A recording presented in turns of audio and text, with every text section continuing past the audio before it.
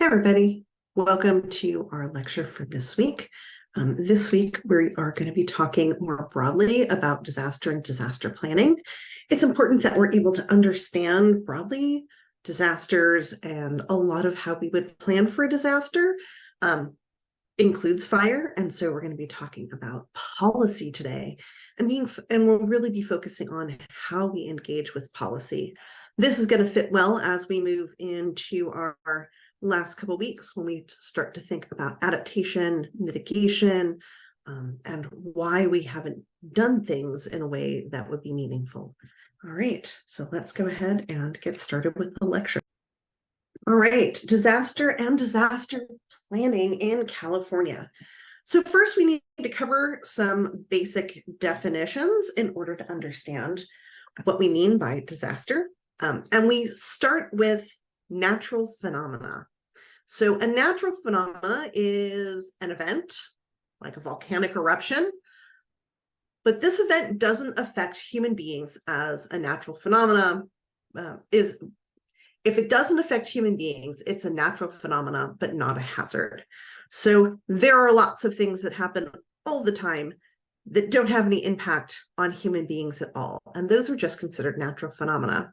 For instance, very recently, Japan got a new island. They've been having a volcano erupt off their coast for quite some time. And this hasn't affected humans at all. So it's a natural phenomena. A hazard, on the other hand, is all of these phenomena, including wildfire, hydrologic issues, geological issues like seismic and volcanic activity, that because of where they occur, so their location, their severity, their frequency, have the potential to affect humans, their structures, or activities. So these are earthquakes in California. They are wildfires in California. There's tsunamis in California. The volcanic eruption that we could have at Mount Lassen counts as a natural hazard. These all have the potential.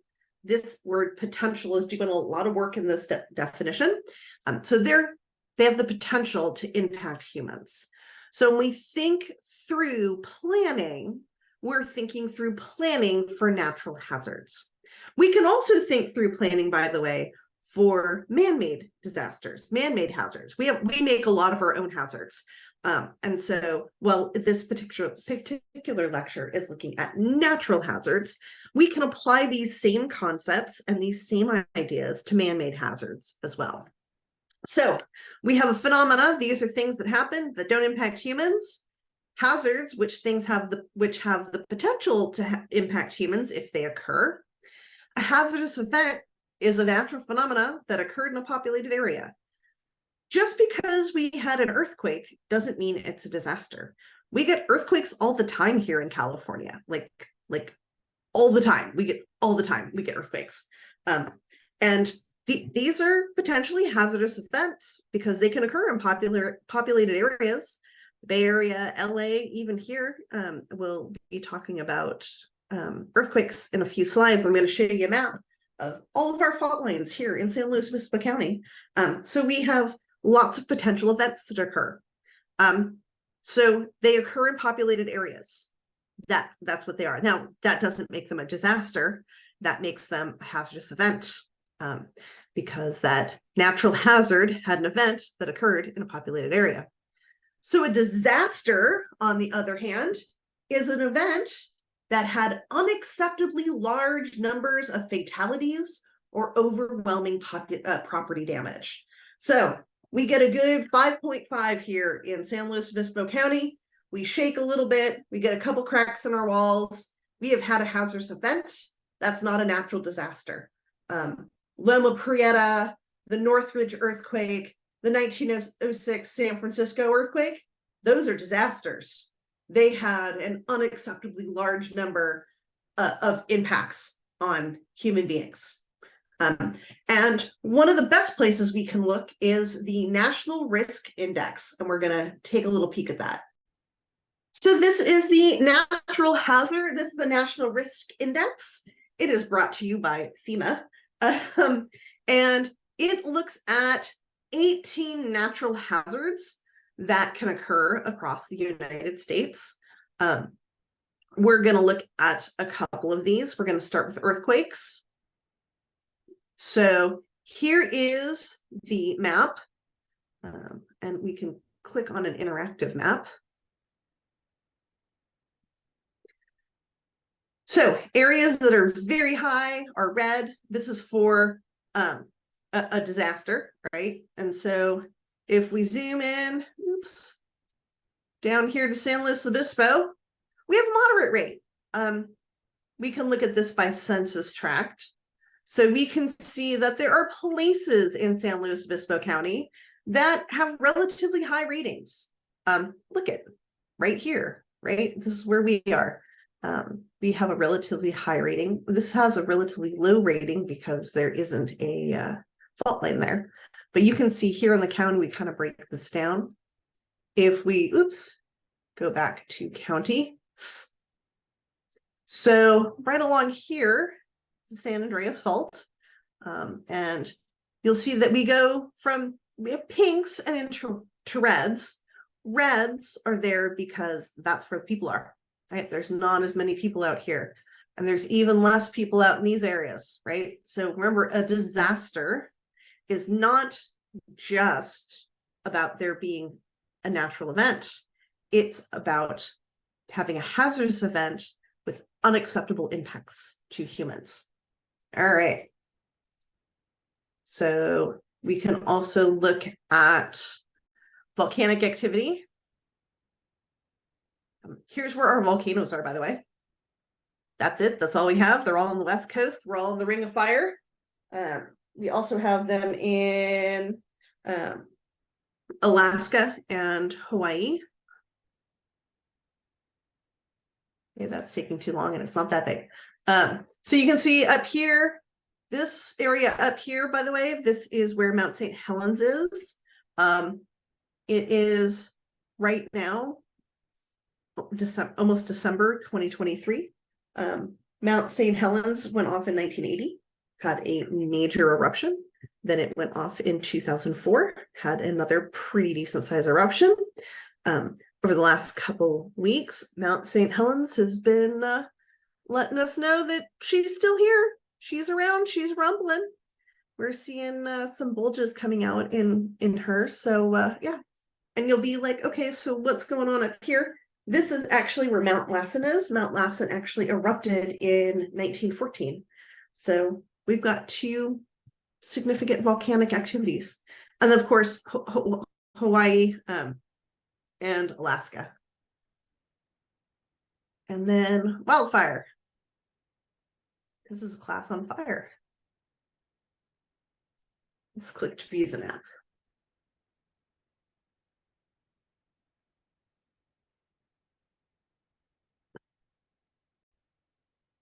All right, here is the risk of wildfire by county. Again, can move this to census tract.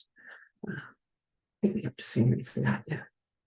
So these heavily populated cities, you can see they have no rating or not applicable. And that's because you wouldn't necessarily get a wildfire in the middle of LA, but you certainly can get it in Long Beach. And up here, you can see where we are. We are very much in the relatively high, and that's because we have a lot of wildlands here in this area. If we zoom out, this is a lake. You have zero chance to have a wildfire in the middle of the lake. So, but you can see over here on the East Coast, we have a lot of very low, but then you get down into like Florida and all of a sudden things are going up a little bit. So it's not ubiquitous all over the place. So this is the National Risk Index by FEMA. I highly recommend, if you have a chance to play around on that, you do so. All right, so major natural events that we have in California. So we have earthquakes, we have flooding / monsoons, we have fires, droughts, severe storms, landslides, volcanoes, and tsunamis. So we have the possibility of getting all of these. And in California, we have had all of them. And the exception of volcanoes and tsunamis, we have had all of these in the last few years. So we get lots of natural events. This is our San Andreas Fault, cutting through California. It's 750 miles long. And then here is Mount Lassen blowing in 1914. So those are the natural phenomena that we have here in California. But we also live in a period of climate change, and climate change is taking some of those potential hazardous events and exacerbating them. So what we know is that you're not going to suddenly get things that are dramatically different. We don't expect a huge uptick in California of F5 tornadoes or of major hurricanes coming in. But we do expect our natural hazards to get worse. So climate change is an intensifier of the potential hazards. Maybe the exception is volcanic eruption, although, the Earth crust is doing a lot of interesting things now that it's having a lot of weight being shifted around. A lot of glaciers are melting. Those melting glaciers are actually going into the ocean. And of course, we're on floaty bits. So how things are changing, we don't know how it's going to have an impact, or if it's going to have an impact on some geological factors like earthquakes and volcanoes, but it's certainly going to have an impact on the intensity of our droughts and our floods and our fires.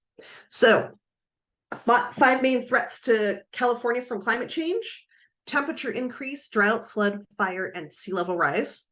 So these climate stressors, right? So they're making things more intense.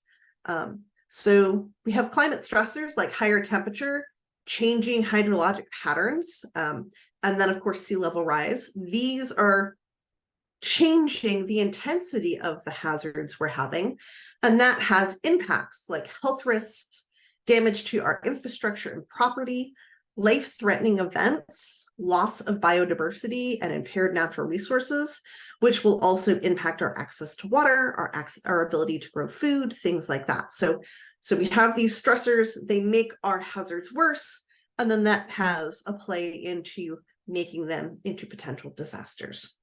So one way we can think through how to kind of deal with some of this is through policy.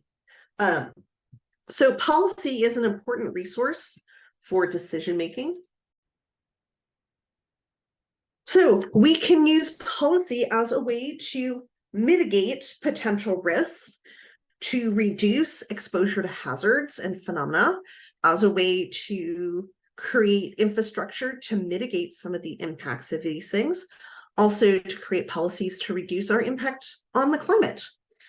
So policies dictate where, when, and who gets to develop / use and how we can use a resource. And we do this through zoning, we do this through codes, we do this through conservation efforts and protecting places so they can't be developed. And so we do a lot of this at the state, the local level, the state, county, and local levels. We do a lot of zoning as a way to try and impact how we're going to have people behave and where they live and what resources they can access. And this includes who gets to access resources for what reason.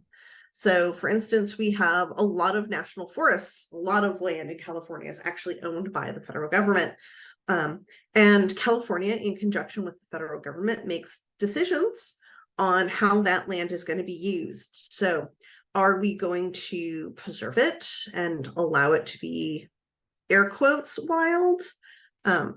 Are we going to log it? Are we going to do fire mitigations in it where we might allow some selective logging to remove some of the excess fuels and then come in and do some burning and then keep an eye on things? Like what are we going to do with that land? Water is another huge resource. We have all the laws in place around every drop of water that falls on California. That includes our compact for the Colorado Basin. So this is what the Colorado Basin looks like. There has recently been a lot of issues, well, over the last 20 years, there's been a lot of issues around the Colorado Basin and how much water is being used, who gets access to the water, what they get to do with the water. We've seen a huge growth in people trying to grow water-thirsty crops in deserts because that land is available, as opposed to being a really good place for us to actually grow those crops. And so a lot of water is being pulled out of our hydrological systems in order to grow things like alfalfa in deserts, where there are other places in this country where we can grow that already get a lot more water, that might be a better place. So zoning can come into some of that. Recently, with these impacts, the 7 states that make up the Colorado Basin Compact, so California, Nevada, Utah, Colorado, New Mexico, and Arizona, a little bit of Texas, and then up here is part of Wyoming, because they're at the very top of the base, plus all the tribes, plus our conversations with our neighbors to the south in Mexico, because they are also impacted on these decisions. The Colorado River Basin is in serious trouble in terms of the amount of water in it. And the federal government basically came in and told these entities, yo, you need to figure out how to cut your consumption, or we're going to do it for you. And the states and the tribes came together, particularly the states, and made some significant decisions on water cutting measures. And that is going to be how policy is going to work in the future, particularly around water, as we see changes in our hydrological cycle. And so we make compacts when a resource crosses jurisdiction in order to figure out how we're going to deal with that particular resource. So we need policies that focus on risk management when we're thinking in terms of ways to deal with hazards. So when we create policies that are dealing with hazards and threats, we really need to focus on risk management. So what is risk management? Management is how do we deal with and mitigate and adapt and create resiliency to risks. Good policy, and there's a lot of bad policy out there. I just want you to know that. Like just because a policy gets put in place doesn't mean it's a good policy. It's part of the reason why we really need to be evaluating on a regular basis how effective policy is, and whether or not it's working, and is it having unintended consequences. And if so, we need to change it. And policymakers tend not to do that. Just a general critique on policy, we should be looking at policies all the time. If it's working, leave it in place. Cool. So policies need to be place and time-based. Things change over time. We have a lot more wildfire threat here in California. We probably need more mitigation policies and restriction of zoning of where people can build, and what kind of materials they can use where, and what that looks like. Now California is not bad, but we have a lot of space that we can still grow on that. We need to understand past trends and future potentials. One of the big issues with climate change in particular is that things are happening a lot faster than we originally thought they were going to happen. We are having feedback loops that we never anticipated, right? You can't know what you don't know. And so we need a lot more adaptation of our policies to deal with current scientific information. Policy making, unfortunately, tends to be pretty slow. And so it is usually lagging behind the realities of situations. Policy needs to have some flexibility. Policies that are too rigid, that's trying to do a one-size-fit-all, never work. They just don't. And our policies generally need to do a lot better job incorporating natural ecosystems. We tend to have policies that only focus on extraction from natural resources, as opposed to thinking through how do we develop in a way that helps and works within the limitations of natural resources and ecosystems. We have not done that as a country, as a state, as a county. We don't quite do that as a city. Like we are not doing this, and that is bad policy. All right, so we're going to go through our 5 major threats. I'm going to talk a little bit about what these threats are and the policies around them. And we're going to start with earthquakes. All right. So earthquakes, California gets them. We get them a lot. We actually get them all the time. All right, so this is the USGS earthquakes in the past day that are over a magnitude 2.5. So we got one here in Southern California. We got another one here up in Bridgeport, California. Texas isn't supposed to have this many earthquakes, by the way. A lot of the earthquakes we're seeing here are from fracking, so that's a problem. You can see that it's listing all the earthquakes from all over the place. I just had it list the one here. There was even an earthquake up in Idaho. Now you can look at interesting layers of this map, right? So we can look at a satellite image, so you can kind of get a feel of what's going on here. This is, I don't need plate boundaries on. We can look at US faults. So you can see here where the faults are. Not a lot of faults over here in Texas, just saying. You can see where we are. So we are up a little bit. You can see this is the San Andreas fault. We can even put population density in. You can see this is LA up in the Bay Area. This is the Central Valley. You can see where the San Andreas runs. So this is a really interesting way to kind of look at earthquakes. And we can look at, you can move all of this around. So this is a really great tool if you're interested in looking at the current state of earthquakes. This is the USGS. So where are our earthquake hazards? Again, this is the USGS. So the USGS is working on geologic time. So maybe looking at this going, so this is the expected number of occurrences of damaging earthquakes shaking in 10,000 years. Now you might be like, well, I'm not going to be around in 10,000 years. So why do I care about that? Well, because we think in terms of geologic time when we talk about earthquakes.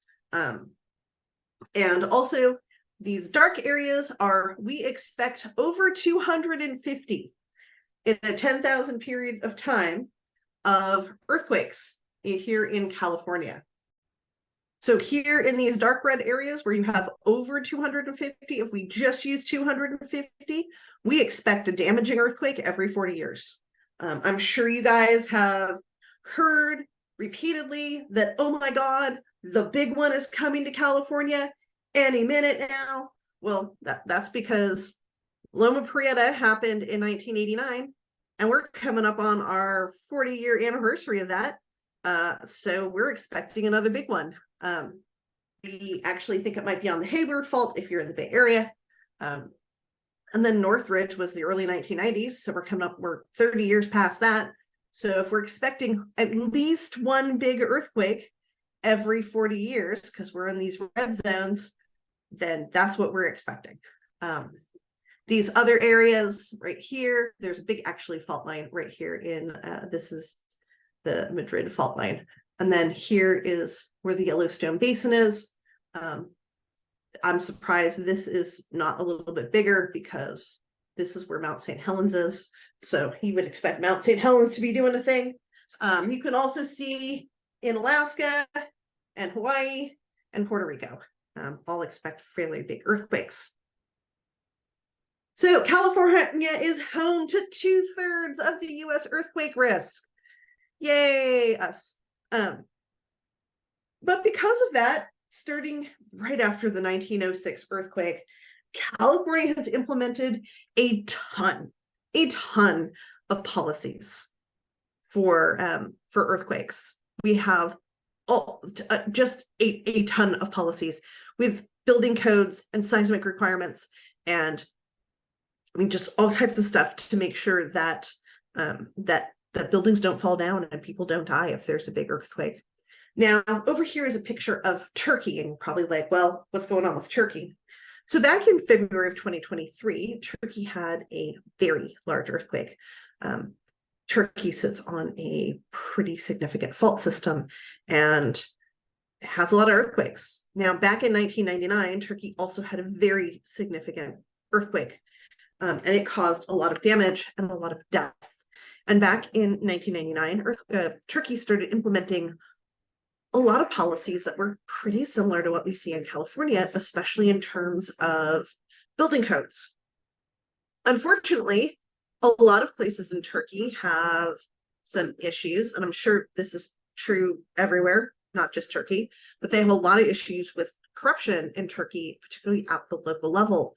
So what we've seen over the last 20 years is a lot of people developing housing and other types of building have not been building to code. They've been paying people off and have gotten away with not building to code in Turkey. And part of what we see here is the consequences of not having those building standards. So across Turkey, the final death count was just under 51,000 dead. There were over 100,000 people that were injured, and this is across 11 of the 17 affected provinces. At least 15 million people and 4 million buildings were affected. So we have a housing crisis, we have a high death rate, we have a lot of injuries that occurred because of this. The two main things that people in Turkey were not doing is they were not using the proper cement. They were cutting corners and using more sand than they should have been in their concrete mixtures. And they didn't do enough reinforcement of rebar, which caused these buildings to basically, see how this building is pancaked?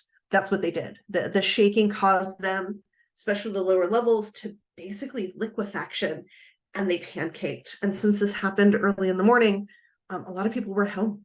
And this is one of the big reasons why a lot of people died. We do know in a number of places where officials chose not to take bribes, they had almost no major damage and almost no deaths from the earthquake. So those building codes, super important in order to mitigate risk. And that is based on policy. All right, so this is the USGS's fault lines. I really want to show you guys kind of here in San Luis Obispo County what our faults look like. We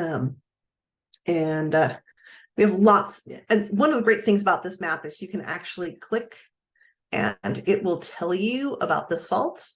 It'll tell you when that fault line was last reviewed. It'll tell you what type of fault it is. We go to the orange ones. There's different levels of faults. Oops, there's no information there. This guy here, that's our San Andreas fault. So that moves all the time. We have these other ones here as well. These are undifferentiated faults. And so this gives you a good feel of, if you're trying to figure out where you're living, right? Here's a fault that runs through South County. Here's Cal Poly, right? If we look at Cal Poly, we are like a stone's throw from this fault here. So this is the Cambria fault zone. We are right there. This is also part of Cambria. This is the oceanic fault zone.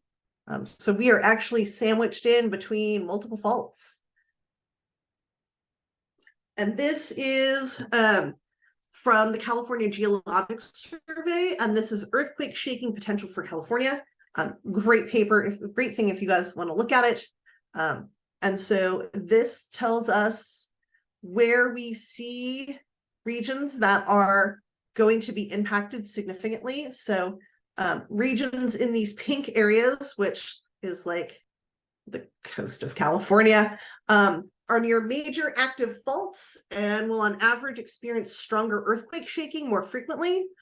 This intense shaking can actually impact things more significantly. And this is the San Andreas Fault.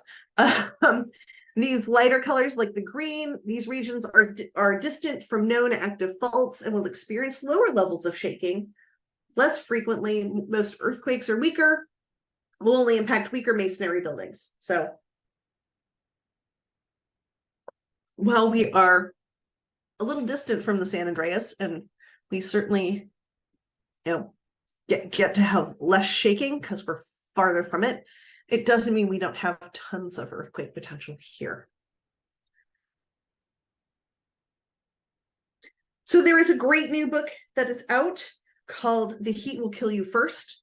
Not good bedtime reading, just so you know. It's a great read. Highly recommend you read it, but don't read it when you're trying to go to sleep because it's not great in terms of what it's telling us. So heat is actually the deadliest disaster that we have. It takes more people globally than any of our other types of major hazards. Heat is the #1 killer when it comes to climate change as well. So currently California averages 35 dangerous heat days per year. By 2050, the state is projected to add 15 more days.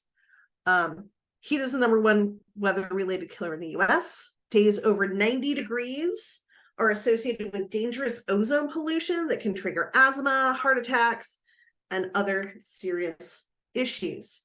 So we do have the California Heat Assessment Tool.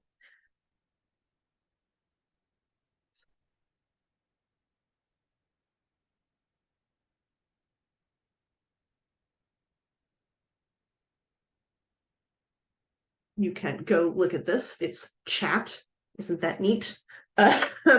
So these are our annual number of health-related heat events. Bold black outlines indicate census. We can go to census tracts. So right now we're looking at the average number. We can look at the average event duration. So we can turn that off and turn this one on. And you can actually scroll over that. The beauty of living here in San Luis Obispo, we go down to like South County, where I live, none. We have no heat events. Whoop, whoop. One of the great things about living right next to the Pacific Ocean is that we stay cooler. Average maximum temperature is another way that we can look at this. These dark areas are over 110 degrees. So you can once again scroll around this. And these are the average maximum temperatures. These are all over 100 degrees. You come up into San Luis Obispo, and it explains why I'm weak. Because we don't get that many days. Our highest temperature average is like 91. It's a great place to be, as opposed to when you go into Monterey County or North County, right? So this is Paso and Atascadero, but it is nothing compared to like Imperial Valley or down in San Diego, or even in places like Sacramento that's getting over 100 degrees. And of course, humidity plays a big factor into this. Humidity combined with heat really impacts the human body's ability to cool itself. So we call this the wet bulb. Wet bulb is the combination, is the 38 degrees Celsius wet bulb is the maximum temperature that the human body can tolerate and still be able to cool itself off. We have to be able to cool ourselves off. Otherwise, we get heat stroke, and heat stroke is part of how we die from heat. So we have, if you look at maximum humidity, right? We have almost no places that get 100%, which is good. We do get some maxima pretty high. If we look down here, maybe we'll get to 85 degrees on a really humid day. So this is a really good indicator. And we can look at a whole bunch of heat vulnerability scores. So heat vulnerability is how we understand the ability of people to cool themselves off and how many people have access to cooling, right? So air conditioning, cool places to be, places where they can get out, enough water, things like that. And this is a good way for us to kind of map this out. So we have a number of tools. We use these tools to try and figure out where we need to invest in some infrastructure. So we know that communities that have, so like I was saying, we can start to make some plans around how we impact what are called urban heat islands. So this is a great example in looking at parts of California where you see these areas here have less heat than these areas up here. Part of this has to do with how these neighborhoods are constructed, how much green is in these neighborhoods. A lot of that often is linked, by the way, to socioeconomic indicators like poverty measures. Poorer communities are more likely to have much higher urban heat indexes. They're much more likely to not have green spaces. They're much more likely to not have plants. They're much more likely to not have trees.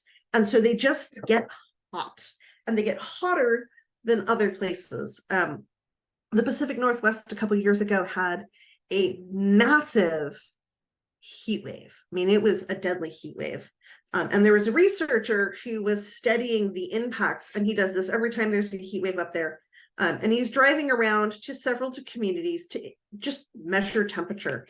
And he went to one community that is a pretty working class community. They don't have a lot of trees. They don't have a lot of green spaces. They also don't have air conditioning, right? Like, it's the Pacific Northwest. This is one of the places we think of as a refuge from climate change, potentially. So he went and measured several of these neighborhoods, and they were all above 100 degrees. I just told you anything above 90 degrees are dangerous. And the longer you have above 90-degree days, the heat tends to accumulate and it doesn't dissipate as well, even at night. And so you have this accumulation effect. And so these neighborhoods were up in the hundreds, 117. Then he drove to an upper class neighborhood that basically was an urban forest, right? There's like plenty of trees and landscaping and grasses and stuff like that. And that neighborhood, while still hot, was only 93 degrees. There's almost a 20-degree difference.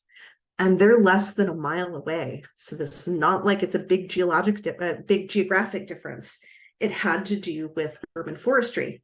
Again, urban forestry is a way that we can think through creating cooler communities that can be more intentional. We can make that part of planning. We can make that part of policy.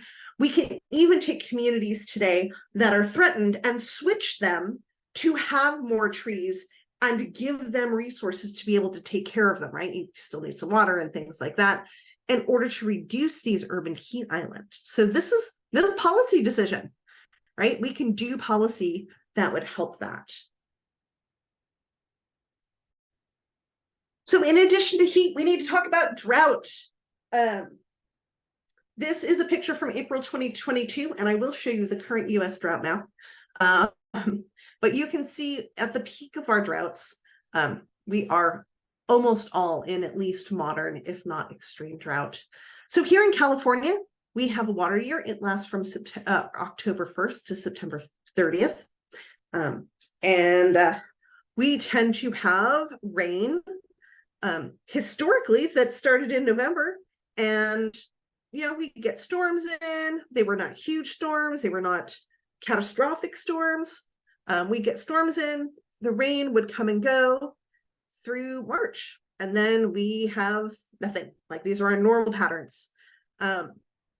So when we talk about droughts, Droughts are one of those things, by the way, that are being impacted by climate change. Areas that are prone to droughts will tend to get longer and more severe droughts, with greater periods of time in between rainfall. Despite December's, these years we've been getting less and less rain. And so that's put California into almost a 20-year long drought with breaks in between. Drought is almost the norm as opposed to the exception. All right, so we can actually look at a whole bunch of things on the California Water Watch.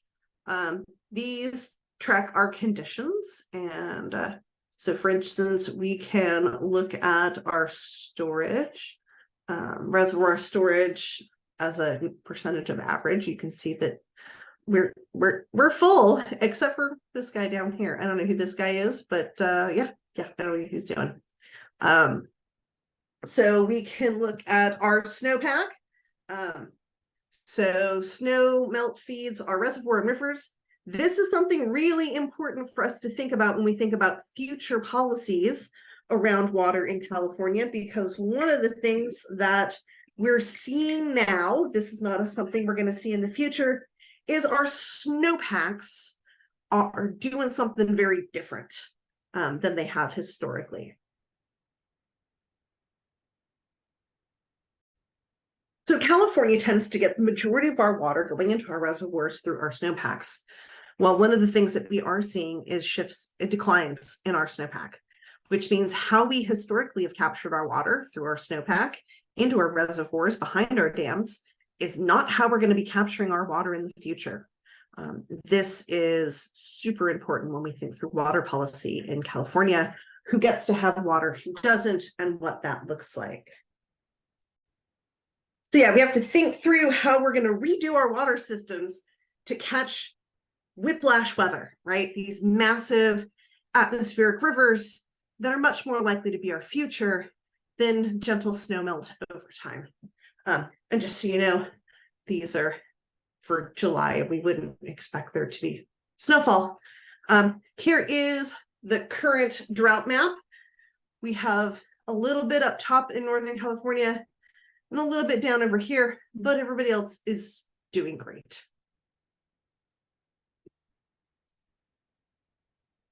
So we also want to talk about flash droughts. This is something we actually see a lot in the Midwest and in the South, are these flash droughts. So these areas tend to have a lot more precipitation than we do in California, particularly in the spring and the summer.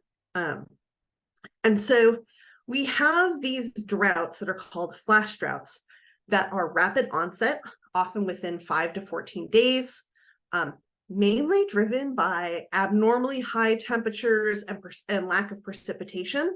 And this allows the temperatures to actually dry up any precipitation in the ground.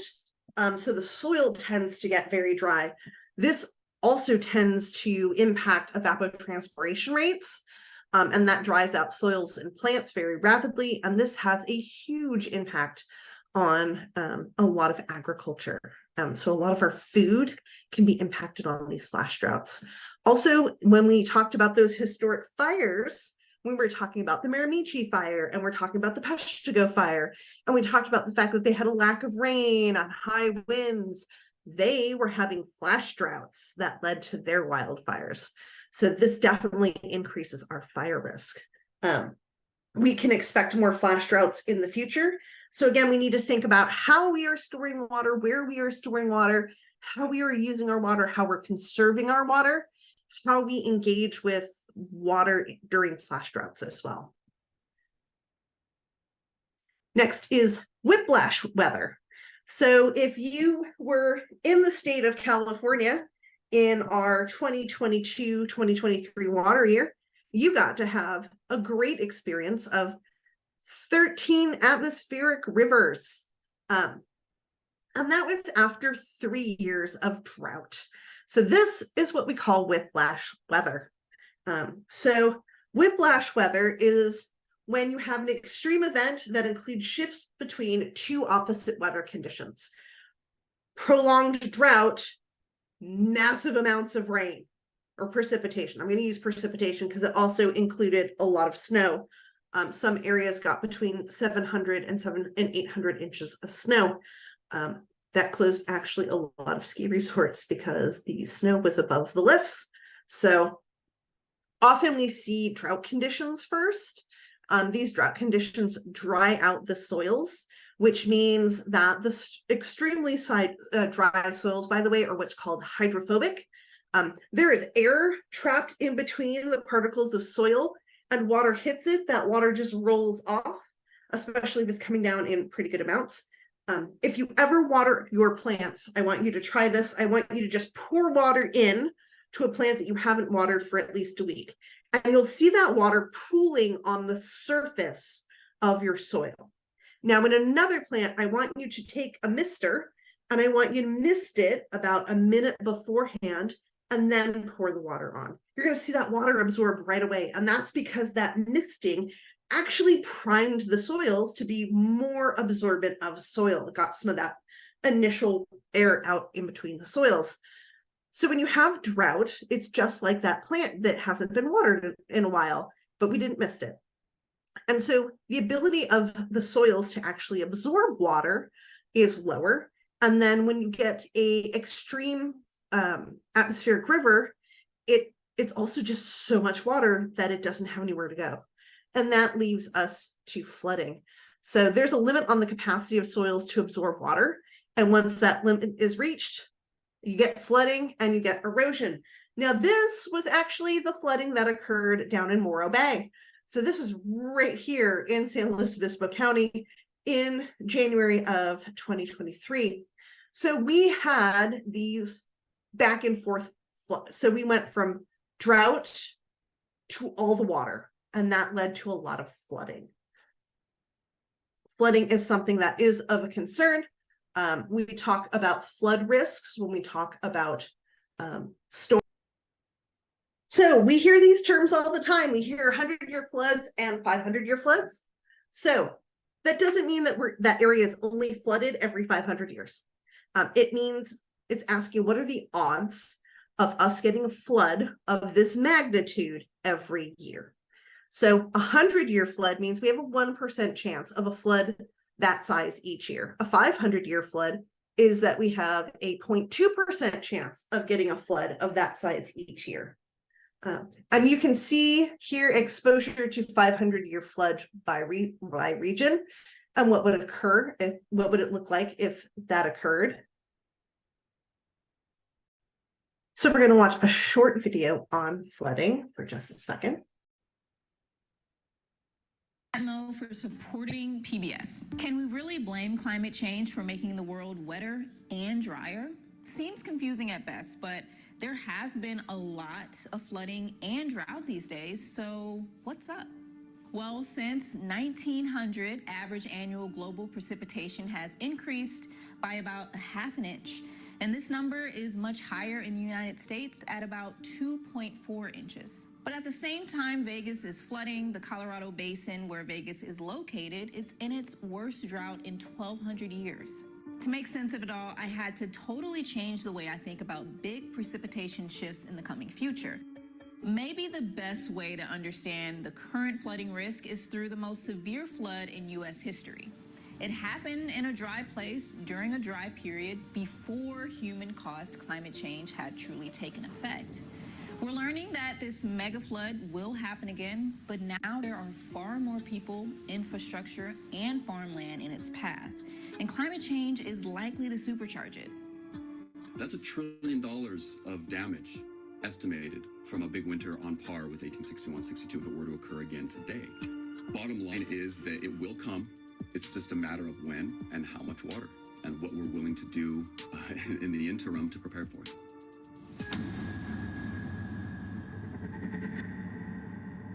Before we get into the Great Flood of 1862, let's talk more generally about how climate change affects precipitation and how global patterns make some places wet and some places dry. In a warming climate, the overall amount of precipitation on planet Earth does increase by around 2 or 3% per degree centigrade of warming. The atmosphere is essentially acting like an increasingly large sponge. It has both the capacity to soak up more water off of your kitchen counter, but also if you wring it out, you're going to release more water from that ever larger kitchen sponge. You can think about that as increasing precipitation extremes. So when it rains, it truly pours. But on the other end of the spectrum, that larger sponge also has increased capacity to extract more water from the landscape.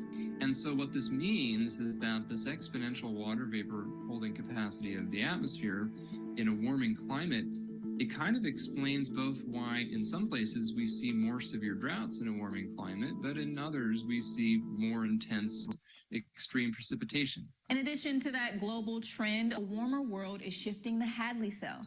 It's a large circulation that makes tropical latitudes around the equator wet, like the Amazon rainforest, and subtropical latitudes dry, like the U.S. Southwest and the Sahara Desert.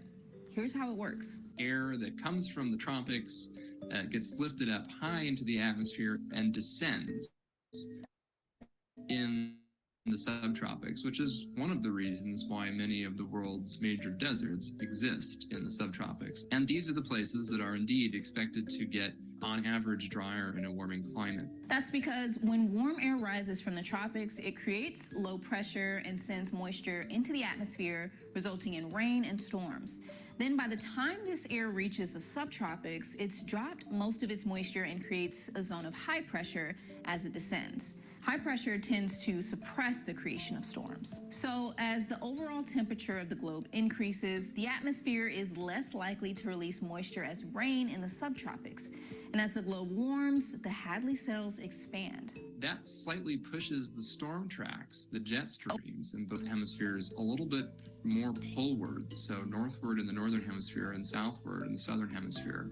And so what this means is that the regions that historically received significant precipitation from storms associated with the jet stream, they might shift poleward. But the interesting thing is that's not happening uniformly everywhere. But imagine that it's a wavy belt and certain waves in the belt are getting lifted northward faster than others.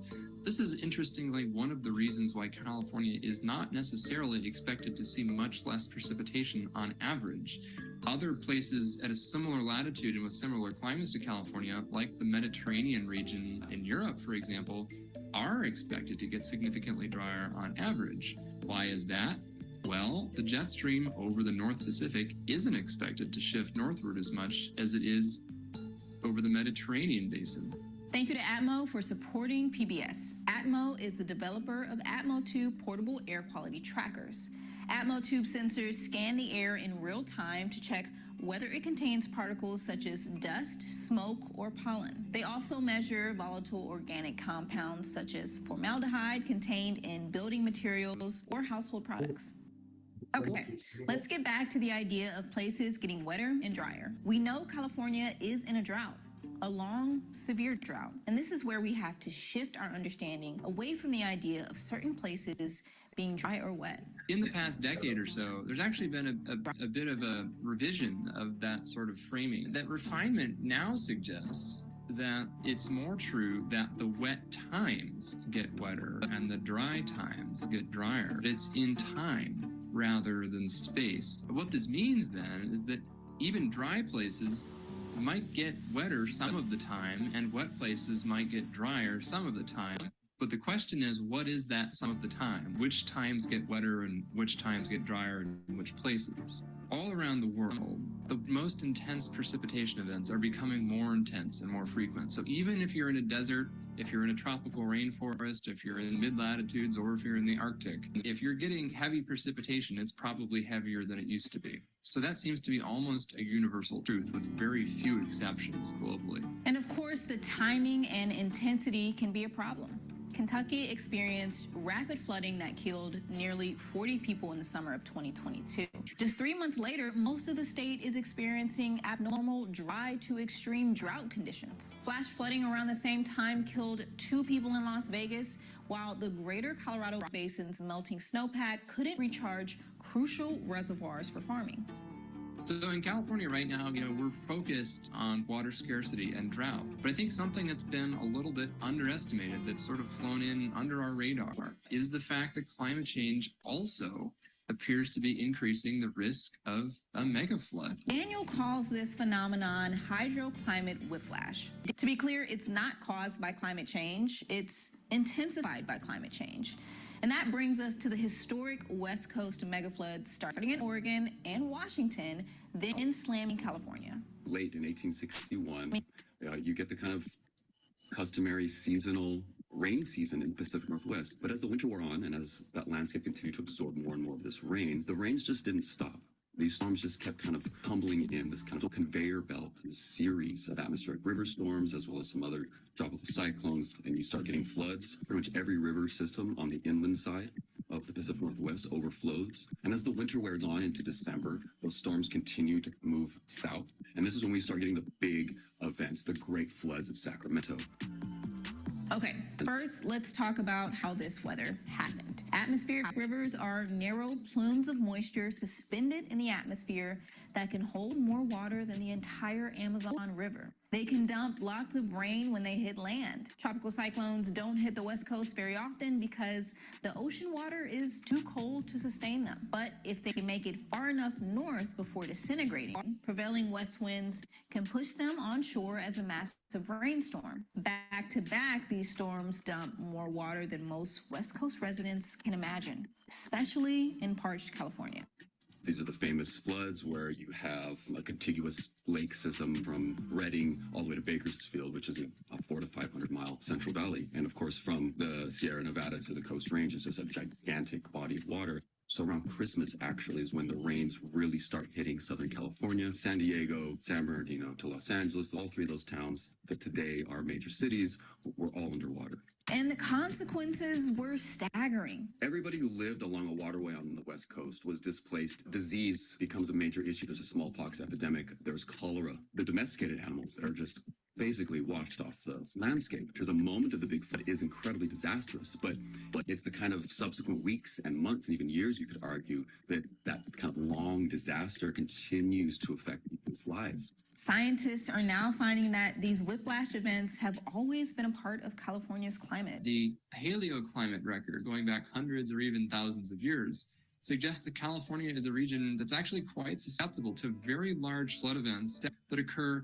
rarely on human timescales, but all with great regularity on geologic and Earth history timescales. So these are the kinds of events that happen every 100 or 200 years. The next mega flood now has a name. Arc storm. Because of this strong paleoclimate record, the idea is starting to make its way into policy and infrastructure conversations. Yes, it'll happen again, and yes, it could be bigger than what we know about 1861-62. Bigger now, of course, because the warmer atmosphere holds more moisture, and we're seeing similar events already.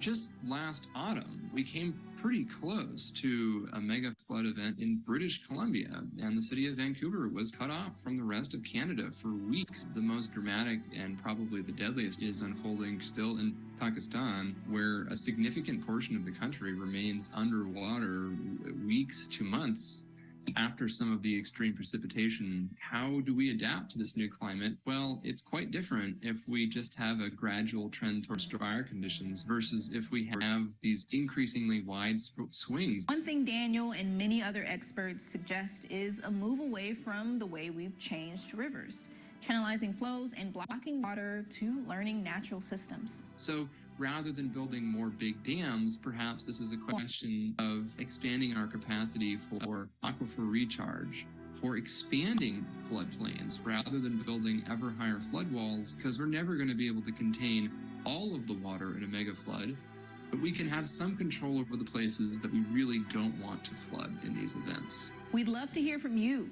What types of flood mitigation projects are present? All right. So we don't need to necessarily hear from you, but it's important that we talk about these sorts of things, right? So this is a huge policy issue. We have to really radically rethink what California and the West Coast and the United States is doing in terms of water capture, flooding events, how we're thinking through all of these things coming together. And that's going to cost a lot of money, because we also have to think about how we're capturing that water. Are we able to abandon areas or rethink farming in certain areas so that we can allow them to flood? We also know that we have a lot of aquifer drawdown, particularly in the central California. There are aquifers in the San Joaquin Valley. Some places have been drawn down 25 feet.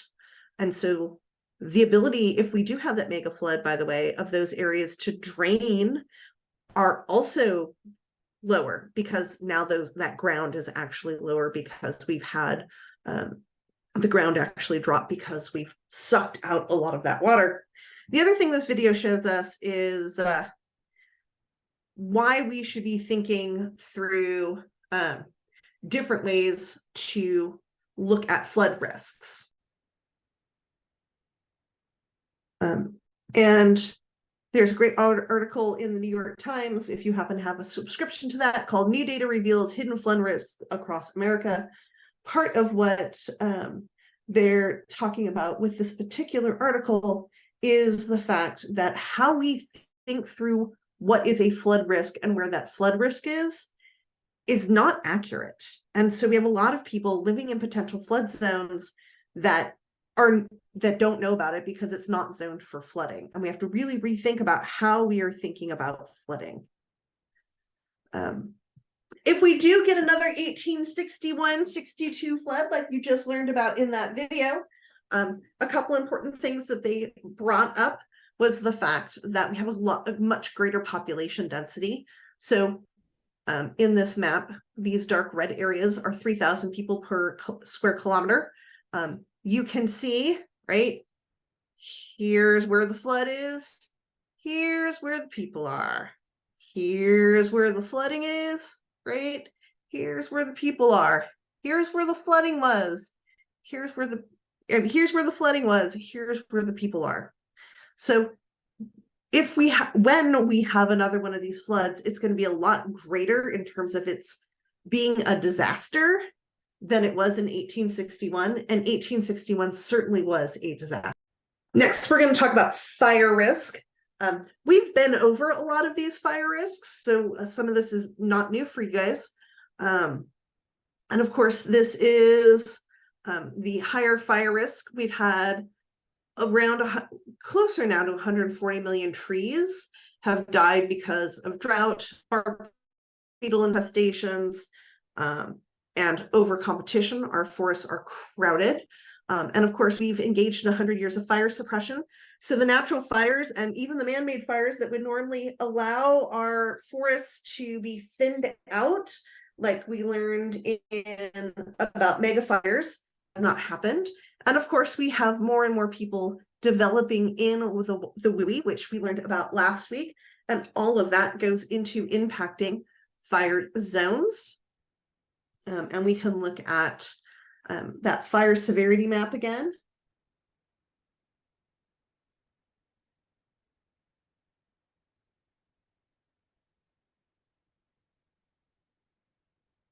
So again, we can kind of zone into some of these areas. This is the current map.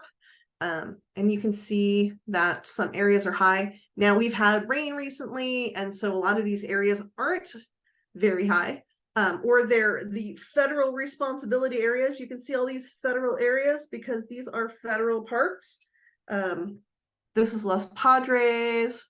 Over here is Death Valley National Park, Mojave, Sierra National Forest, Stanislaus National Forest. You can see a lot of these areas are part of that federal responsibility. So this is always a good resource to look at when we're talking about fires. And of course, we know fire has been increasing over the years. So this goes through 2021. I am still waiting for 2022 and 2023 to be added. But it should be noted that 2022 and 2023 didn't have a ton of fires. 2023 especially didn't have a ton of fires because we got a ton of water. So that really reduced our fire risk this year. But we can see that the number of significant fires has certainly increased in terms of acreage and everything like that over the last 25 years. And certainly in the last decade, we've seen a precipitous increase of the amount of major fires that we're seeing in California. And I just showed you that. If you are curious about incidents around fire, you can very easily get the CAL FIRE incident response. So I want to make sure this is my current map. You can see that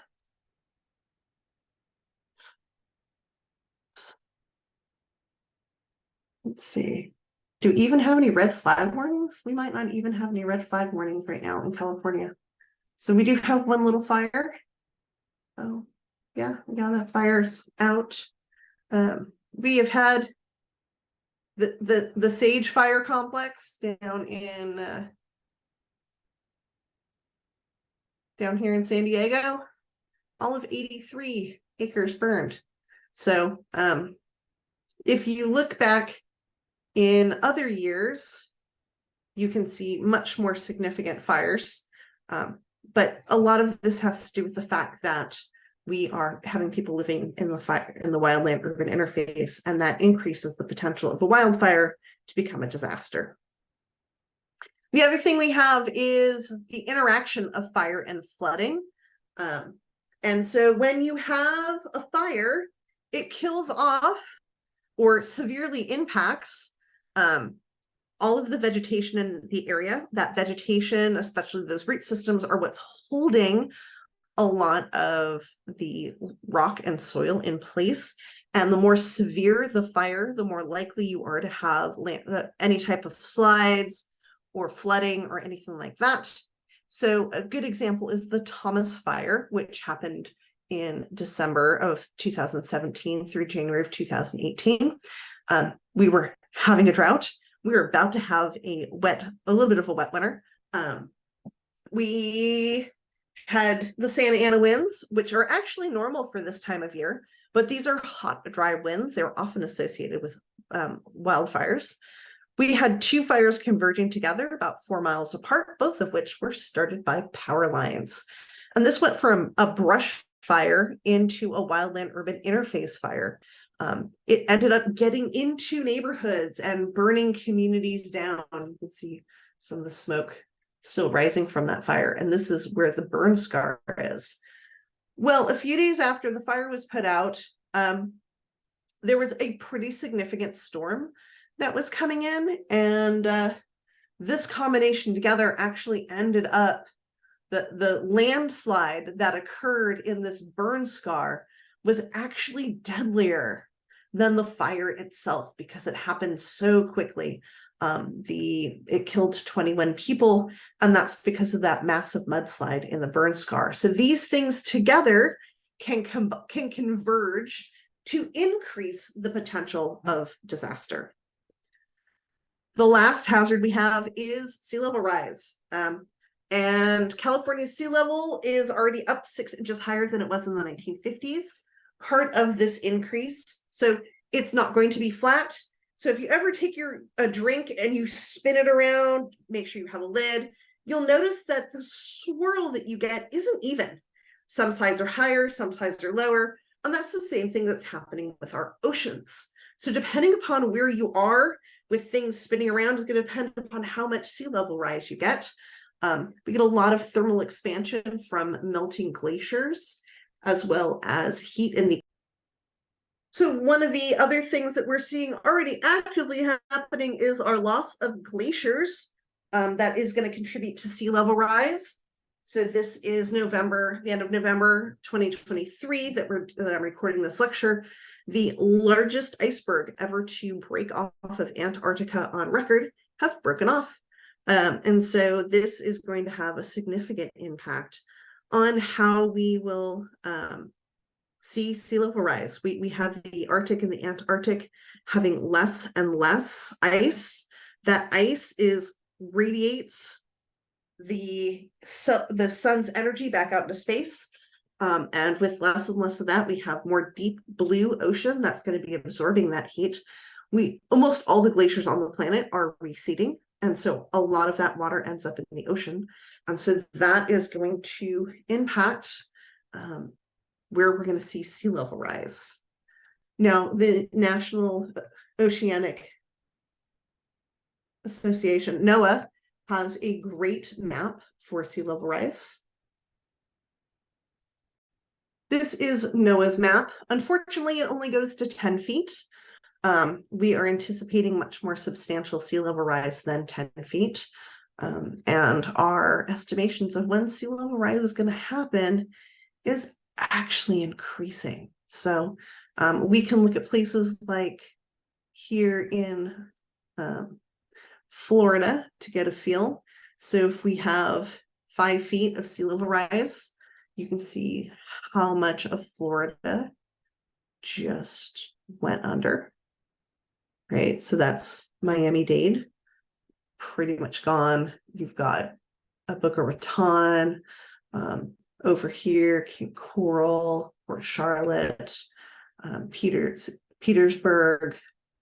We can also look over here in Louisiana. If we go to none, you can see all of these areas here. We go up even 5 feet. We have significant loss of land. So you can see how much we actually lose at 5 feet. Now, California actually doesn't do horrible at 5 feet.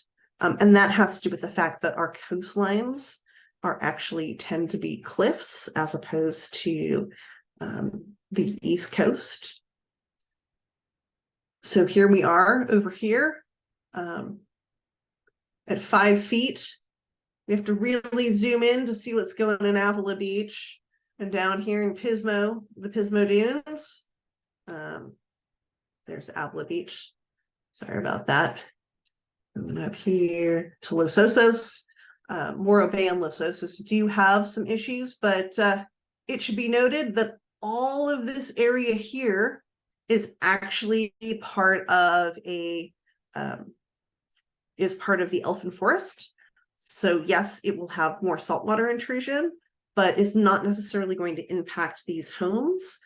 But it does move the water closer to them. So if we get a lot of storm surge, that can be a real problem. Now at 10 feet, again, we've done some planning here. Now these homes in this area, it ain't great for them. Even at 5 feet, some areas are just going to have to be abandoned because, well, you can't live in the water. So we have to think through policies that are going to allow us to mitigate a lot of these problems. And one of those policies, by the way, is actually going to have to be abandonment. We're going to have places we just can't build anymore, and we have to leave because they are not habitable. And that is not just in the United States, that's globally. We already have climate refugees coming out of Louisiana, coming out of Alaska, coming out of our island territories, where their land is just gone or uninhabitable. We are going to see globally an increase in climate refugees as well, as a lot of places on the planet, like we saw in the atmospheric video, just are just not going to be habitable. They're going to be too hot. They're going to be too humid. They're going to have too many natural disasters. And so we really need to have started planning this in like the 1970s. Yeah, we've known about climate change for centuries, like a century now. So